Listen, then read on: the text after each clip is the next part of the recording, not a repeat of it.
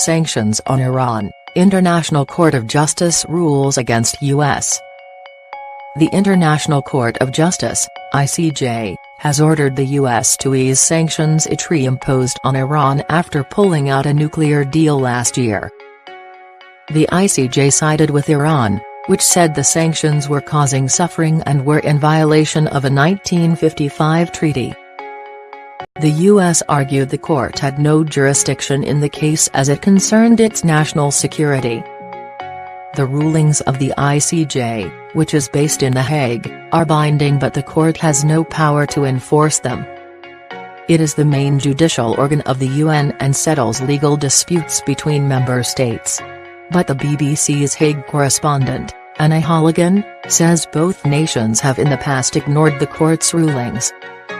Announcing the ruling on Wednesday, the court's president, Judge Abdulqadir Yusuf, said, "The court considers that the United States must remove, by means of its choosing, any impediment to the free exportation to the territory of Iran of goods required for humanitarian needs." Iran's economy has slumped since U.S. President Donald Trump ordered that sanctions be reinstated in May. Its currency, the rial, has dropped sharply. What were the arguments in court? Iran said the sanctions violated the 1955 Treaty of Amity, economic relations, and consular rights between Iran and the U.S., which grants the ICJ jurisdiction over disputes. It also said the reasons cited by President Trump for reimposing the sanctions were unfounded because the International Atomic Energy Agency, IAEA, had repeatedly confirmed that Iran was complying with the terms of the 2015 nuclear accord signed by Tehran and 6 world powers. U.S. lawyers argued that the ICJ should not have jurisdiction and that Iran's assertions fall outside the bounds of the treaty.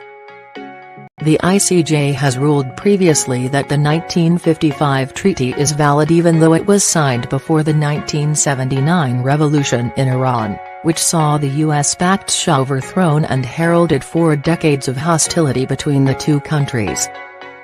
Why did the US abandon the nuclear deal?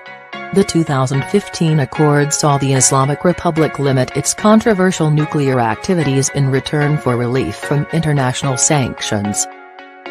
But Mr. Trump said the deal had failed to achieve the fundamental objective of blocking all paths to an Iranian nuclear bomb and did not deal with Tehran's malign activities, including its ballistic missile program and its support for terrorism.